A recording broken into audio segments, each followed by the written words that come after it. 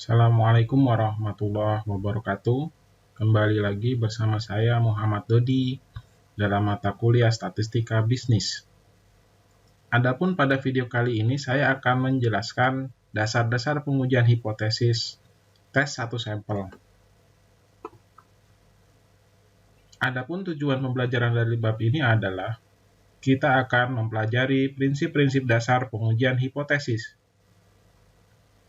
Lalu yang kedua, kita akan mempelajari bagaimana menggunakan pengujian hipotesis untuk menguji rata-rata atau proporsi. Lalu juga kita akan mempelajari asumsi dari setiap prosedur pengujian hipotesis, cara mengevaluasinya, dan konsekuensi jika dilanggar secara serius. Lalu, kita juga akan mempelajari bagaimana menghindari perangkap yang muncul dalam pengujian hipotesis. Dan terakhir, kita juga akan mempelajari masalah etika dalam pengujian hipotesis. Apa itu hipotesis? Hipotesis adalah klaim atau asumsi tentang parameter populasi. Saya ulangi ya, hipotesis adalah klaim atau asumsi tentang parameter populasi. Di sini ada kata parameter populasi. Yang akan kita uji di sini adalah rata-rata populasi dan proporsi populasi. Rata-rata populasi, contohnya adalah seperti ini. Rata-rata pembelian paket data internet mingguan di sebuah kota adalah mu sama dengan Rp52.000. Di sini, mu adalah parameter populasi dari rata-rata populasi. Lalu, contoh yang kedua adalah proporsi populasi. Misalkan, proporsi masyarakat di sebuah kota yang memiliki smartphone adalah Pi sama dengan 0,68. Artinya apa? Proporsi populasi masyarakat yang punya handphone di kota tersebut adalah 68%. Kalimat-kalimat ini adalah kalimat hipotesis. Adalah kalimat klaim yang harus kita uji kebenarannya dengan uji statistika. Lalu hipotesis tersebut kita harus menyatakan dalam yang namanya bentuk numerik. Misalkan di sini ada hipotesis yang berbunyi jumlah rata-rata kepemilikan smartphone dalam satu keluarga di sebuah kota sama dengan 3. Maka, bagaimana cara menulis hipotesisnya? Nah, di sini cara menulis hipotesisnya adalah H0 adalah mu sama dengan 3. Mu di sini adalah rata-rata populasi yang dihipotesiskan sama dengan 3. Hipotesis 0 itu selalu tentang parameter populasi dan bukan tentang statistik sampel. Di mana statistik sampel dari rata-rata adalah X bar. X bar adalah rata-rata dari sampel. Sedangkan kalau mu adalah rata-rata dari populasi. Jadi dalam menulis hipotesis 0 kita tidak boleh menulis X bar, tetapi harus mu. Dalam hipotesis 0, mulailah dengan asumsi bahwa hipotesis 0 adalah benar. Nah, ini mirip dengan pengertian asas praduga tidak bersalah sampai benar-benar terbukti bersalah. Hipotesis 0 itu mengacu pada status quo. Secara matematis, hipotesis 0 itu selalu berisi tanda sama dengan, kurang dari sama dengan, atau lebih dari sama dengan. Kemungkinan hipotesis 0 itu bisa diterima atau bisa juga ditolak. Ya, lawan hipotesis 0 adalah hipotesis alternatif. Atau kita tulis H1. Atau di buku lain ada yang menuliskan HA. Artinya adalah hipotesis alternatif. Nah, di sini kita akan menulis sebagai H1. Contoh hipotesis alternatif adalah apabila H0 sama dengan rata-rata sama dengan 3, ya, apabila H0 rata-rata sama dengan 3, Maka H1-nya adalah rata-rata tidak sama dengan 3. Ingat sekali lagi di sini, rata-rata adalah rata-rata populasi ya, bukan rata-rata sampel. Hipotesis alternatif itu selalu menantang status quo. Dan tidak pernah berisi tanda sama dengan, kurang dari sama dengan, atau lebih dari sama dengan. Hipotesis alternatif itu bisa dibuktikan atau mungkin tidak bisa dibuktikan. Nah, di sini hipotesis alternatif secara umum adalah hipotesis yang coba dibuktikan oleh peneliti. Dalam proses pengujian hipotesis, misalkan sebagai contoh, ada klaim. Klaim adalah hipotesis. Di sini usia rata-rata populasi adalah 50 tahun.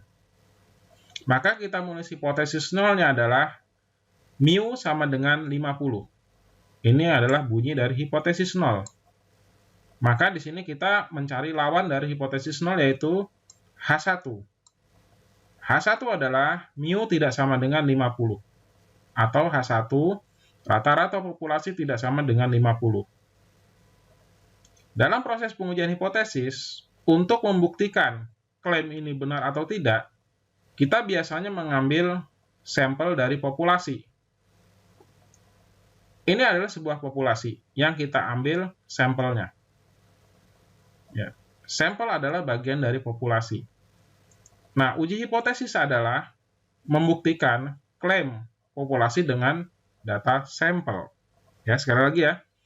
Uji hipotesis di sini adalah membuktikan klaim atau hipotesis nol dari populasi dengan menggunakan data sampel.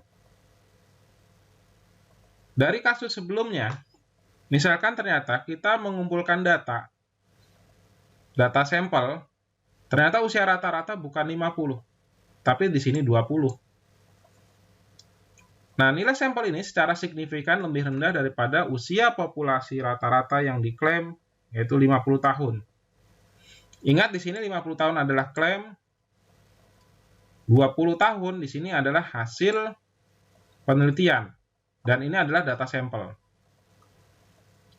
Jika hipotesis nol benar, maka probabilitas untuk mendapatkan rata-rata sampel yang berbeda akan sangat kecil. Jadi ada kemungkinan kita bisa menolak hipotesis nol, karena antara klaim dengan hasil penelitian itu cukup jauh seperti ini. Dengan kata lain, untuk mendapatkan rata-rata sampel 20 adalah sangat kecil kemungkinannya jika rata-rata populasi adalah 50. Nah, kita bisa menyimpulkan bahwa rata-rata populasi bukanlah 50. Dan di sini bisa jadi hipotesis nol itu kita tolak. Dalam pengujian hipotesis, apabila data terdistribusi secara normal, tentunya kita menggunakan kurva normal. Andai kata populasi tersebut adalah normal, dengan rata-rata sama dengan 50, dan kita ternyata mengadakan penelitian, mencari data sendiri, ternyata rata-rata sampelnya adalah 20. Nah, apakah klaim tersebut benar atau salah? Nah, jika kecil kemungkinannya, ya, kita tidak akan mendapatkan rata-rata sampel dari nilai 50 ini. Nah, kalau misalkan ternyata hasil penelitian kita, rata-rata sampelnya misalkan 45 saja, itu sudah hampir mendekati klaim. Apabila rata-rata sampel 45, ini ada kemungkinan hipotesis nol akan diterima. Sedangkan kalau kita mencari data, ternyata rata-rata kita dapat adalah 20, ada kemungkinan hipotesis nol ditolak dan H1 diterima. Nah, seperti itu.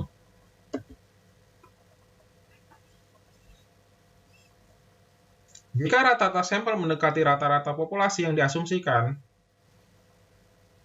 maka hipotesis nol tidak ditolak. Dan juga ada kemungkinan untuk diterima. Jika rata-rata sampel jauh dari rata-rata populasi yang diasumsikan atau dihipotesiskan, maka hipotesis nol ada kemungkinan ditolak. Pertanyaannya sampai sini adalah, seberapa jauh untuk menolak hipotesis nol? Maka di sini kita memerlukan yang namanya critical value atau nilai kritis. Nilai kritis dari apa? Tentunya nilai kritis dari statistik pengujian. Dan di sini nilai kritis ini dianggap sebagai patokan untuk pengambilan keputusan. Apa itu nilai kritis? Nilai kritis adalah nilai yang dijadikan patokan untuk pengambilan keputusan, didapat dari tabel statistika. Jika kita tidak dapat tabel statistika, kita juga bisa menggunakan yang namanya formula Microsoft Excel untuk mendapatkan nilai kritis. Nilai kritis itu adalah border atau batas antara daerah penerimaan dan daerah penolakan. Nah, perhatikan gambar ini. Ini adalah kurva normal. Di sini ada bagian yang berwarna biru muda, kanan dan kiri. Di sini ada yang tidak diwarnai. Nah, yang tidak diwarnai ini adalah daerah hipotesis 0 diterima. Sedangkan kalau yang diwarnai biru muda ini adalah daerah hipotesis 0 ditolak. Batasnya atau bordernya adalah nilai kritis. Nah, nilai kritis didapat dari mana? Ya, saya ulangi lagi, didapat dari yang namanya tabel. Dalam pengambilan keputusan dengan menggunakan metode uji hipotesis, kita ada kemungkinan untuk mendapatkan kesalahan. Nah, kesalahan tersebut ada dua jenis. Yang pertama adalah kesalahan tipe 1. Apa itu kesalahan tipe 1? Kesalahan tipe 1 adalah menolak hipotesis 0 yang benar. Dan kesalahan tipe 1 ini adalah dianggap sebagai jenis kesalahan yang serius. Probabilitas kesalahan tipe 1 adalah alfa. Alfa adalah lawan dari confidence level. Alfa didapat dari 1 dikurangi confidence level. Alfa disebut juga dengan tingkat signifikansi. Nilai alfa ini kita yang menetapkan. Boleh alfa 5% atau 0,05, boleh juga alfa 1% atau 0,01, atau juga boleh yang agak longgaran, yaitu alfa sama dengan 10% atau 0,1. Tapi biasanya dalam ilmu ekonomi dan bisnis, kita menggunakan alfa 5% atau 0,05. Lalu ada dua kesalahan berikutnya, yaitu adalah kesalahan tipe 2. Kesalahan tipe 2 adalah kegagalan untuk menolak hipotesis 0 palsu. Probabilitas kesalahan tipe 2 adalah beta. Nah, ini kita jarang sekali memakai kesalahan tipe 2. Biasanya menggunakan yang namanya alfa. Kesalahan tipe 1 dan tipe 2 bisa diilustrasikan dalam gambar berikut. Ini adalah tabel kesalahan tipe 1 dan tipe 2.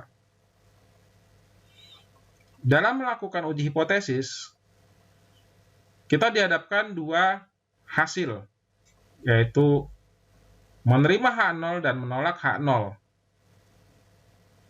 H0 itu bisa benar dan juga H0 bisa salah.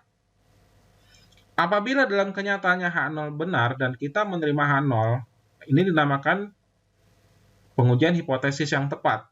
Artinya tidak ada kesalahan. Probabilitasnya adalah 1 dikurangi alfa, dan ini dinamakan dengan confidence level, C. Ya, saya ulangi ya, apabila kita menerima H0 dan ternyata H0 itu benar, maka uji hipotesis yang kita lakukan itu tidak ada kesalahan. Probabilitasnya adalah 1 dikurangi alfa. Dan ini juga dinamakan dengan confidence level. Akan tetapi, kalau kita menolak H0 dan H0 itu ternyata benar, nah ini yang dinamakan dengan kesalahan tipe 1. Yang disimbolkan dengan alfa probabilitasnya. Lalu berikutnya, H0 itu bisa juga salah. Dan ternyata kita menolak H0. Ketika kita menolak H0 dan ternyata H0 salah, ini juga dinamakan sesuatu yang bagus atau yang baik. Ya, uji hipotesis kita tidak ada kesalahan. Akan tetapi, jika kita menerima H0 dan ternyata H0 salah, nah ini dinamakan dengan kesalahan tipe 2. Ya, ini masih terlalu abstrak. Saya akan mencoba dengan ilustrasi penjahat yang dihukum oleh hakim. Ya, dalam pengadilan itu ada penjahat dan bukan penjahat. Dan keputusan hakim ada dua, dihukum atau dibebaskan. Nah, sekarang kita lihat di sini keputusan hakim ternyata menghukum penjahat. Dan ternyata penjahat itu benar-benar penjahat. Maka di sini si hakim tersebut tidak melakukan kesalahan. Ya, saya ulangi ya, apabila ada penjahat beneran dan dia dihukum oleh hakim, nah hakim tersebut tidak melakukan kesalahan. Kesalahan dilakukan oleh hakim ketika ada penjahat yang benar-benar penjahat, dan ternyata dibebaskan. Nah, ini yang dinamakan dengan kesalahan tipe 1. Hakim tersebut melakukan kesalahan tipe 1, yaitu membebaskan penjahat. Nah, sekarang berikutnya, kalau bukan penjahat, apabila orang itu ternyata bukan penjahat dan dibebaskan, maka keputusan hakim itu adalah benar. Keputusan hakim tersebut adalah benar apabila apa? Membebaskan yang bukan penjahat. Keputusan hakim akan menjadi salah apabila menghukum orang yang bukan penjahat. Orang tersebut sebenarnya tidak bersalah tetapi dihukum oleh hakim. Nah, itu dinamakan dengan kesalahan tipe 2. Ya, mudah-mudahan sampai di sini bisa memahami apa itu kesalahan tipe 1 dan kesalahan tipe 2. Baik, ya, kita lanjut ke pembahasan berikutnya. Kembali lagi, saya menekankan di sini nilai kritis adalah border antara daerah penerimaan H0 dan daerah penolakan H0. Ya, yang daerah yang diwarnai ini adalah daerah penolakan H0. Penulisan hipotesis itu sangat berpengaruh terhadap bentuk gambar. Di sini adalah hipotesis 0 merupakan rata-rata populasi sama dengan 50. Maka lawannya adalah hipotesis 1 merupakan rata-rata populasi tidak sama dengan 50. Apabila hipotesis berbentuk seperti ini, maka dinamakan dengan uji hipotesis dua arah. Atau dalam bahasa Inggrisnya dinamakan dengan two-tailed test. Sehingga yang diwarnai itu ada dua, daerah kanan dan daerah kiri. Baik, ya, kita lanjut berikutnya. Apabila hipotesis berbentuk seperti ini, H0 adalah rata-rata kurang dari sama dengan 50. Maka H1-nya lawan dari H0. H1 adalah rata-rata populasi lebih dari 50. Tanda seperti ini menunjukkan uji hipotesis satu arah. Arahnya kemana? Arahnya ke kanan. Kenapa ke kanan? Karena yang di daerah penolakan ada di sebelah kanan. Lalu bagaimana cara tahunya ini uji arah kanan atau arah kiri? Nah, sekarang kita lihat di sini hipotesisnya. Ibarat sebuah mulut yang sedang berbicara, ini berbicara menghadap kemana? Ya, tentu saja menghadap ke kanan. Ketika dia berbicara menghadap ke kanan, maka daerah yang diwarnai adalah daerah sebelah kanan. Ya, mudah bukan ya? Nah, sekarang yang ketiga, hipotesis 0 lebih dari 50. Ya, saya ulang ya, H0 adalah rata-rata lebih dari 50. Maka di sini H1 adalah kurang dari 50. Nah, ini dinamakan dengan uji arah kiri. Kenapa uji arah kiri? Karena di sini kita lihat ya, hipotesis 0, ini ibarat sebuah mulut. Mulut ini sedang berbicara ke arah mana? Ya, ke arah kiri. Maka yang diwarnai adalah daerah sebelah kiri. Oke, baik ya. Mudah-mudahan sampai sini bisa paham dan jelas bagaimana menggambar daerah penolakan daerah dan daerah penerimaan. Uji hipotesis itu ada beberapa jenis. Di sini uji hipotesis apabila simpangan baku populasi diketahui. Jika simpangan baku populasi diketahui, kita nanti akan menggunakan yang namanya uji Z. Nah, apabila tidak diketahui, nanti kita akan menggunakan yang namanya uji T. Baik, nah, kita lanjut pembahasan berikutnya.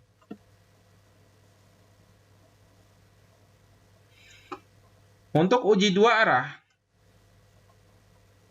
jika simpangan baku populasi diketahui, maka kita menggunakan apa? Uji Z. Rumus uji Z ini dinamakan dengan statistika uji.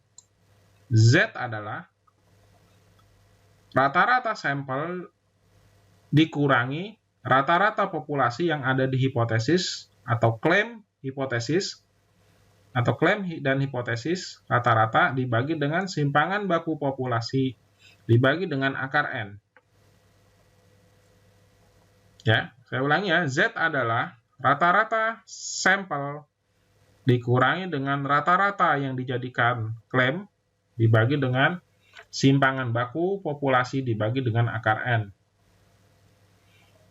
Ini dinamakan dengan statistik uji. Nilai statistik uji dalam pengujian hipotesis akan selalu diadu dengan yang namanya nilai Z kritis atau Z tabel. Nah, nilai Z tabel ini selalu dikomparasikan dengan nilai statistik uji, atau juga bisa dikatakan dengan Z hitung. Nah, di sini prinsipnya cukup mudah. Uji hipotesis itu selalu membandingkan nilai perhitungan dengan nilai yang ada di tabel. Ada sebuah aturan keputusan, jika statistik uji jatuh di daerah penolakan, maka tolak H0. Jika tidak, maka kita harus menerima H0. Nah, sekali lagi saya ulangi, di sini adalah gambar uji dua arah. Uji dua arah itu selalu hipotesisnya ada tanda sama dengan untuk daerah hipotesis 0. Sedangkan kalau hipotesis alternatifnya itu tandanya tidak sama dengan. Ini selalu uji dua arah, ya, karena yang diwarnai adalah sebelah kanan dan sebelah kiri. Oke, kita lanjut. Contoh soalnya saja. Ya, sebuah contoh soal untuk pengujian hipotesis dengan simpangan baku populasi diketahui. Uji klaim bahwa bobot rata-rata sebenarnya dari coklat batangan yang diproduksi oleh pabrik adalah 3 ons. Jadi di sini perusahaan mengklaim rata-rata berat coklatnya adalah 3 ons. Nah, klaim ini yang akan kita jadikan yang namanya hipotesis 0. Maka hipotesis 0 adalah rata-rata berat coklat sama dengan 3. H1 rata-rata berat coklat tidak sama dengan 3. Ini jelas adalah uji dua arah karena tandanya sama dengan. Nah, misalkan tingkat signifikansinya itu adalah 0,05, kita harus mencari nilai ini dalam tabel statistik. Klaim ini harus dibuktikan dengan pengambilan sampel, dan di sini sampel yang diambil dari produksi coklat adalah 100 batang coklat. Nah, ini harus diambil secara acak atau random.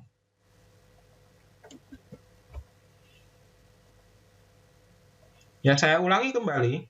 Apabila simpangan baku populasi diketahui, maka kita menggunakan yang namanya uji Z.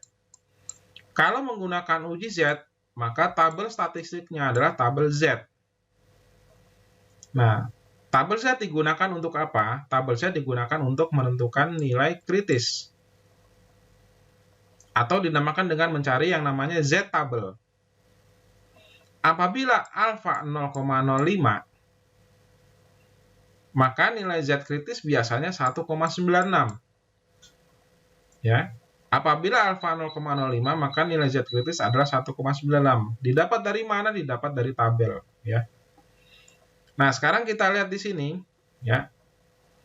Alfa itu adalah 0,05.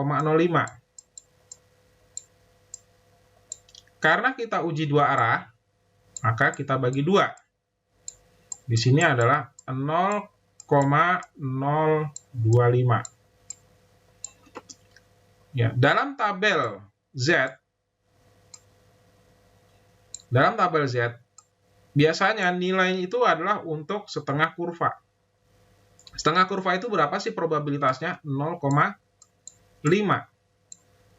Ya, 0,5. Nah, di sini kan kita mau bikin daerah penolakan. Ya. Daerah penolakan itu biasanya adalah kalau dibagi 2 ini adalah jatahnya 0,025. Ya. Daerah penerimaan di sini adalah 0,475. Ya. Maka kita mencari nilai Z yang mencerminkan probabilitas 0,475. Dicari di mana? Dicari di tabel. Oke, ada nggak di tabel sini? Oh, ini ada yang warna hijau. Probabilitas 0,475. Berapa nilai Z-nya? Ya udah, kita ambil ke kiri. Di sini ada angka 1,9 ke atas. Ada angka 0,06. 1,9 ditambah 0,06 adalah 1,96. Maka di sini batasnya, ya, nilai Z-nya adalah 1,96. Dan ini Z tabel atau nilai Z kritis adalah border atau batas penolakan dan penerimaan H0. Oke, baik, kita sudah dapat nilai Z kritis, sekarang kita mencari nilai Z hitung. Nilai Z hitung didapat dari mana? Didapat dari pertama, kita menentukan jumlah sampel ada berapa? Ada 100. Lalu hasil survei, dari 100 tersebut ternyata rata-rata berat coklat itu 2,84. Simpangan baku populasi adalah 0,8. Dan ini biasanya diketahui dari catatan perusahaan sebelumnya. Maka kita bisa mendapatkan yang namanya nilai statistik hitung. Di sini Z sama dengan X bar dikurangi mu dibagi sigma dibagi akar N. Nah, sekarang kita masukkan saja nilai-nilai tersebut. Yang pertama adalah N, 100. Simpangan baku populasi 0,08. X bar atau rata-rata sampel adalah 2,84 dikurangi 3. Nah, 3 ini adalah hasil dari uji hipotesis atau yang dinamakan dengan yang namanya klaim. Ya, klaim tadi apa? Klaim adalah hipotesis. Ya, ini yang dihipotesiskan. Ini kita selesaikan. 2,84 dikurangi 3 adalah min 0,16 dibagi dengan ini akar 10 itu adalah akar 100 adalah 10. Jadi 0,8 dibagi 10 hasilnya 0,08. Nah, didapat nilai Z hitungnya adalah min 2. Nilai ini akan kita komparasikan dengan nilai Z tabel atau Z kritis.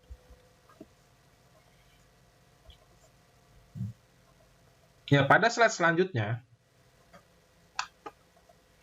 nilai Z kritis adalah 1,96 untuk sebelah kanan dan min 1,96 untuk sebelah kiri. Z hitungnya adalah min 2. Ya, Z hitungnya adalah min 2. Ada di sebelah sini. Maka kita mengambil keputusan H0 ditolak. Kenapa H0 ditolak? Karena nilai Z hitung ada di daerah penolakan H0. Ada daerah sini. Di daerah warna biru muda. Apa yang bisa kita simpulkan dari hasil ini? Ya, karena nilai Z hitung, yaitu min 2, kurang dari min 1,96, kita akhirnya menolak hipotesis 0 dan menyimpulkan bahwa terdapat cukup bukti bahwa rata-rata batang coklat tidak sama dengan 3. Berarti yang kita terima di sini adalah H1. Oke. Dan H0 ditolak. Oke. Kesimpulannya adalah seperti itu. Oke, ya, mudah-mudahan cukup paham sampai di sini. Ya, kita lanjut berikutnya. Nah, dari langkah-langkah yang sudah kita kerjakan sebelumnya, ada sebuah kesimpulan Langkah-langkah pengujian hipotesis ini ada 6. Yang pertama tentunya kita menyatakan hipotesis 0 dan hipotesis alternatif. Yang kedua, pilihlah tingkat signifikansinya atau alfa. Alfa sendiri adalah kesalahan tipe 1 dan menentukan ukuran sampel. Tentukan statistik yang sesuai dengan tentukan teknik statistik yang sesuai dan statistik uji yang akan kita gunakan. Temukan nilai kritis dan tentukan daerah penolakan. Lalu kumpulkan data dan hitung statistik uji dari hasil sampel.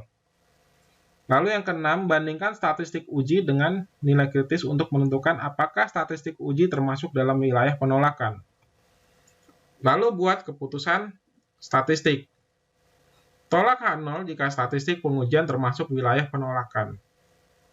Dan ekspresikan keputusan dalam konteks masalah. Ya, ini adalah langkah-langkah pengujian hipotesis.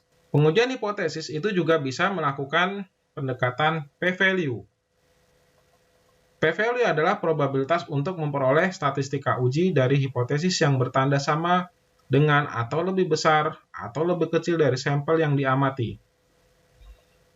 P-value disebut juga dengan tingkat signifikansi yang diamati. Jika p-value lebih kecil dari alfa, maka H0 dapat ditolak. Ubah statistik sampel, misalkan X bar menjadi statistik uji, misalkan statistik Z. Dapatkan p-value dari tabel atau dengan menggunakan formula Excel. Bandingkan p-value dengan alfa. Jika p-value di bawah alfa, maka kita akan menolak H0. Jika p-value lebih besar sama dengan alfa, maka kita akan menerima H0. Ya, pada langkah selanjutnya, kita akan melakukan pengujian hipotesis dengan pendekatan p-value. Di sini kita menggunakan contoh soal yang sama dengan sebelumnya. Di sini nilai X bar sama dengan 2,84. Nilai X bar tersebut kita ubah menjadi nilai Z, maka nilai Z adalah min 2,0. Ini sudah kita dapat pada tahap sebelumnya. Berapa probabilitas Z pada saat min 2? Ya, kita dapatkan dengan menggunakan tabel statistik atau juga menggunakan Microsoft Excel. Nah, sini kita dapat probabilitasnya untuk min 2 adalah 0,028. Nah, di sini adalah nilai Z yang sudah kita hitung. Kita dapatkan probabilitasnya adalah 0,0228. Ya, sebelah kanan juga sama, 0,0228. Sementara Z kritis yang kita pakai adalah alfa sama dengan 0,05, kalau dibagi 2 adalah 0,025. Di sini daerah probabilitasnya. Ya, probabilitasnya adalah 0,025. Sedangkan di sini probabilitas dari Z sama dengan min 2 adalah 0,0228. Maka berapa total p-value-nya untuk sebelah kanan dan sebelah kiri? Nah, kita total dapatnya 0,0456. Dan ini nilainya masih di bawah nilai alfa, 0,05. Ingat, apabila nilai p-value kurang dari alfa, maka kita harus menolak H0. Kita harus menolak yang namanya H0. Ya, sekali lagi, apabila nilai p-value kurang dari alfa, maka keputusan kita adalah menolak H0. Jika lebih besar sama dengan alfa, maka kita terima H0. Ini adalah aturan dengan menggunakan pendekatan p-value. Dalam kasus tersebut, karena nilainya adalah kurang dari alfa, maka kita menolak hipotesis 0. Dalam pengujian hipotesis, kita juga bisa membuat yang namanya interval keyakinan. Berdasarkan hasil, ya kita masukkan angka yang pertama adalah 2,84 dikurangi dengan Z tabel 1,96 dikali 0,8 sebagai simpangan baku populasi dibagi dengan akar 100.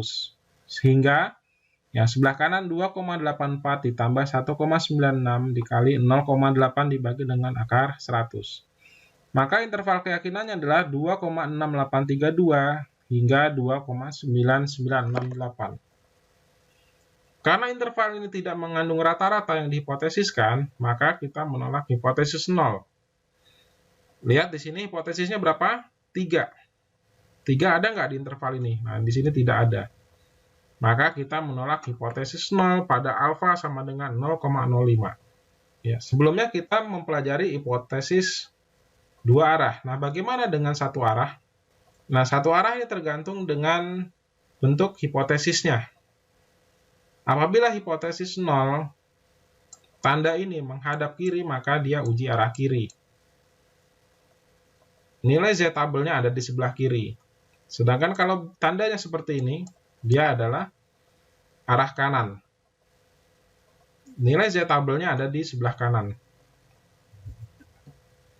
Nah, seperti ini adalah salah satu contoh uji arah kiri. Dan ini adalah uji arah kanan. Ya, kita langsung saja ke contoh soal berikut. Seorang manajer industri telepon berpikir bahwa konsumsi paket data mingguan pelanggan telah meningkat. Dan sekarang rata-rata lebih dari 52.000 per minggu. Perusahaan ingin menguji klaim ini. Catatan perusahaan sebelumnya menunjukkan bahwa simpangan baku adalah 10.000.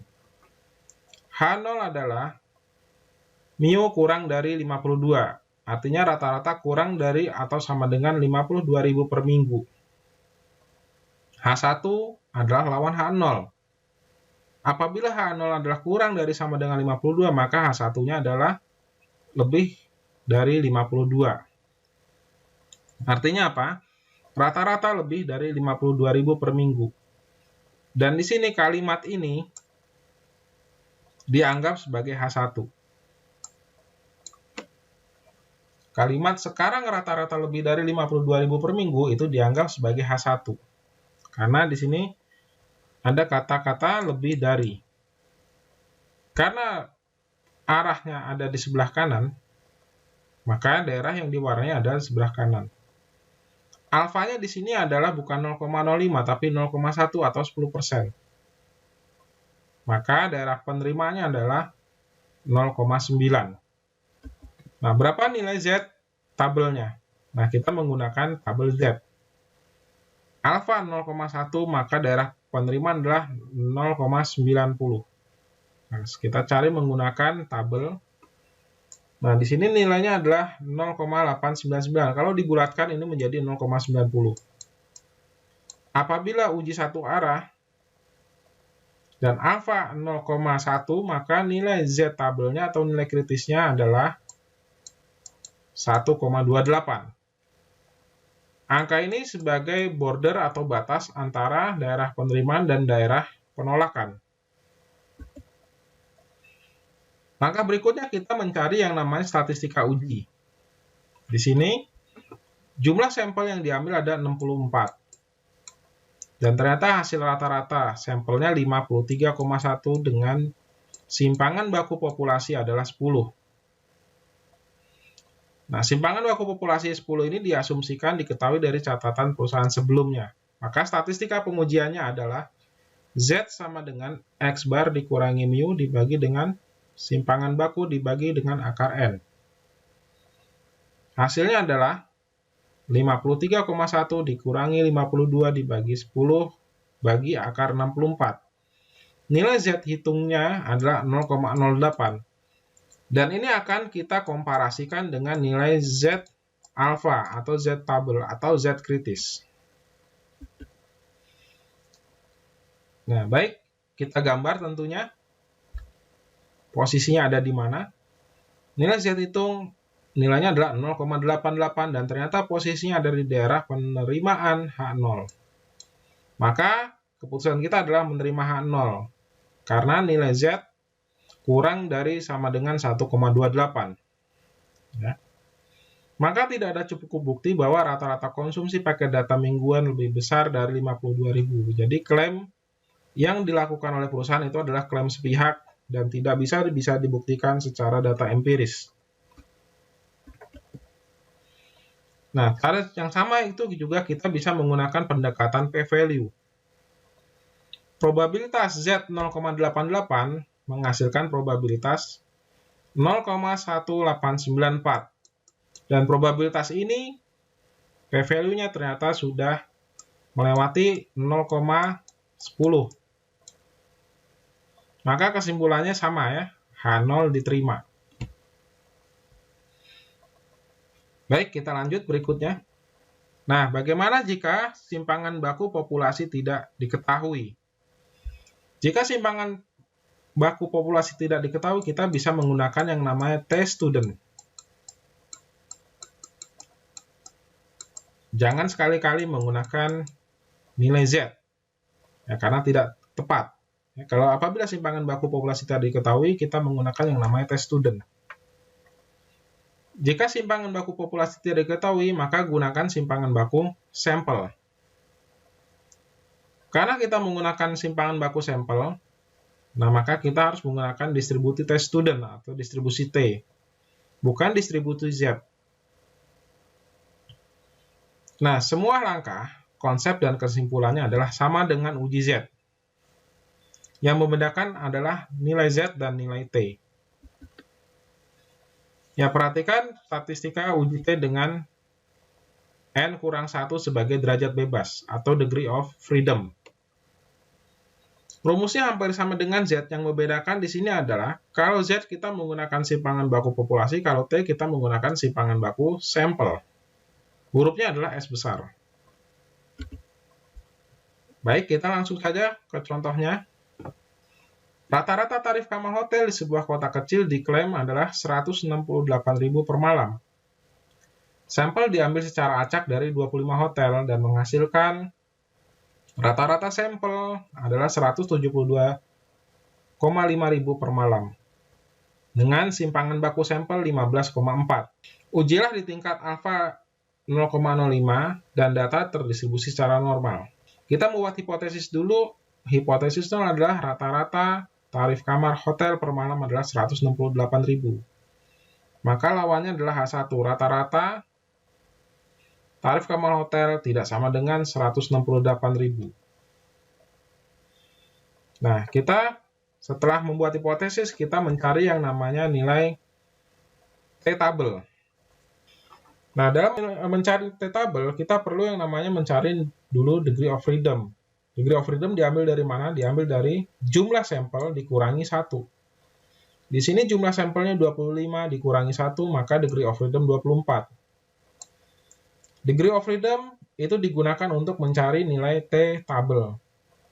Dan di sini kita menggunakan alfa 0,05. Setelah kita mendapat nilai degree of freedom dan mendapatkan alfa, maka kita bisa mendapatkan nilai T-table. Ternyata di sini T-table-nya adalah 2,064. 2,064 ini adalah sebagai border antara daerah penolakan H0 dan penerimaan H0. Tugas kita berikutnya adalah mencari yang namanya T-hitung. Berapa T-hitungnya? Nah, kita masukkan saja angkanya. Hasil rata-rata sampel adalah 172,5 dikurangi dengan klaim dari perusahaan adalah di sini 168 dibagi dengan simpangan bakunya 15,4 dibagi dengan akar 25. Maka nilai T-hitungnya adalah 1,46. Di mana posisi 1,46 terhadap nilai T-table? Nah, ternyata posisinya ada di daerah penerimaan H0. Ya, maka di sini keputusan kita adalah menerima H0. Jadi memang benar ya, hipotesis nolnya itu benar. Memang 168.000 rata-rata tarif hotelnya. Baik ya. Kita lanjut ke slide berikutnya. Nah, di sini kita menggunakan yang namanya interval keyakinan. Konsep dan rumusnya hampir sama. Yang membedakan adalah nilai T dan nilai Z. Nah, ini kita masukkan. Di sini adalah rata-rata sampel. Di sini adalah nilai T-table ya. Ini T-table dan di sini adalah simpangan baku sampel dibagi dengan akar N. Dan kita di sini intervalnya adalah 166,14 sampai 178,86. Di sini angka 168 ada di mana posisinya?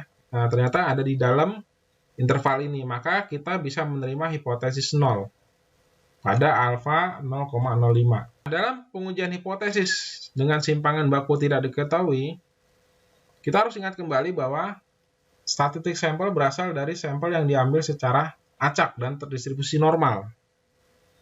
Jika ukuran sampel lebih kecil dari 30, kita harus menggunakan plot box and whisker atau plot probabilitas normal untuk menilai apakah asumsi normalitas itu valid atau tidak.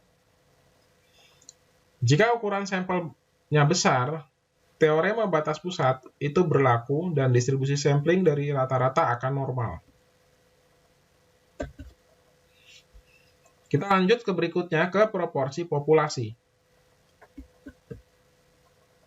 Nah, pengujian hipotesis proporsi populasi melibatkan variabel kategori. Variabel kategori contohnya adalah sukses dan gagal. Ya, ada kategori sukses dan kategori gagal, dan ini merupakan kemungkinan hasil. Pecahan atau proporsi populasi yang dimasukkan dengan kategori sukses dilambangkan dengan P. Sedangkan gagal adalah 1 dikurangi P. Proporsi sampel dalam kategori sukses dilambangkan dengan simbol P kecil. Kalau tadi P adalah untuk populasi, sedangkan kalau sampel adalah dengan P kecil. P kecil adalah nilai X dibagi dengan sampel. Jika N dikali P dan N dikali 1 kurang P, ya ini saya ulangi ya, di sini adalah sukses, dan ini adalah gagal. Nah, setidaknya perkalian antara sampel dengan kategori tadi itu harus 5. Maka P dapat ditekati dengan distribusi normal, dengan rata-rata simpangan baku seperti ini. Dan di sini adalah simpangan baku populasi dari proporsi. Rumusnya adalah akar P dikali 1 dikurangi P dibagi dengan N. Ingat sekali lagi ya, P ini adalah yang sukses, 1 dikurangi P adalah yang gagal. Dan di sini adalah nilai Z hitungnya untuk uji hipotesis proporsi. Nilai Z hitungnya adalah P kecil dikurangi P dibagi dengan akar P dikali 1 kurangi P dibagi dengan N. Ya, ingat di sini P adalah yang sukses, 1 dikurangi P adalah yang gagal. Nah, sekarang kita langsung saja ke contoh soalnya. Bagian pemasaran di sebuah perusahaan mengklaim 8% pelanggan tidak puas atas pelayanannya. Untuk menguji klaim ini, 500 sampel diambil secara acak dan hasilnya 30 pelanggan merasa tidak puas. Ujilah pada tingkat signifikansi alfa 5%. Nah, sekarang kita uji dulu ya. Klaimnya berapa persen yang tidak puas? Ada 8%. Maka di sini 500 kali 0,08. Hasilnya adalah 40. Memenuhi kriteria tersebut ya. Maka H0 adalah P sama dengan 0,08. H1 adalah P tidak sama dengan 0,08. Maka alfa sama dengan 0,05. N adalah 500, P kecil adalah 0,06. Nah, 0,06 tadi adalah didapat dari 30 yang tidak puas dibagi dengan total sampel yang diambil, yaitu 500. Nilai kritis adalah 1,96, yaitu plus minus. Min 1,96 untuk sebelah kiri, 1,966 adalah sebelah kanan. Nah, daerah ini adalah daerah penolakan 0. Ya, prinsipnya sama dengan uji Z dan uji T sebelumnya. Nah, sekarang kita menggunakan yang namanya statistik uji atau nilai Z hitung. Ini 0,06 adalah tadi ya, sampel. Hasil sampelnya adalah 30 dibagi 500. Hasilnya 0,06 dikurangi klaimnya tadi adalah 0,08. Nah, ini sebagai P ya, 0,08. Di sini dianggap sebagai sukses dan di sini 1 kurangi 0,8 dianggap sebagai gagal ya. Ya, ini sukses dan ini gagal. Maka nilai Z hitungnya adalah min 1,648. Nah, di mana posisi statistik hitung ini? Nah, kita lihat di sini di posisinya dengan menggunakan grafik. Ya, min 1,64 ada di daerah penerimaan H0. Maka keputusan kita adalah menerima H0 pada alfa 0,05.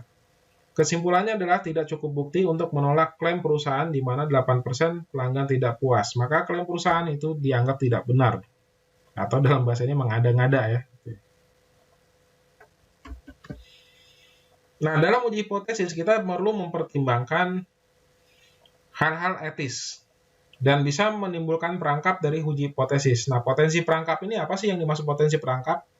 Ya gampang aja ya, potensi perangkap adalah kesalahan tipe 1 ataupun tipe 2. Nah, gimana cara menghindari potensi perangkap, yaitu kesalahan tipe 1 dan tipe 2? Maka kita harus mengambil data secara acak.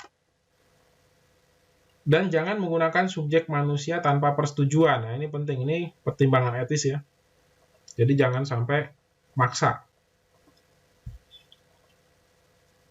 Pilihlah tingkat signifikansi alfa sebelum pengumpulan data. Jangan menggunakan pengintian data untuk memilih uji satu sisi dan dua sisi. Atau menentukan tingkat signifikansi belakangan. Nah, ini. Jangan mempraktikkan pembersihan data, artinya data-data yang nggak beres dibuang-buangin.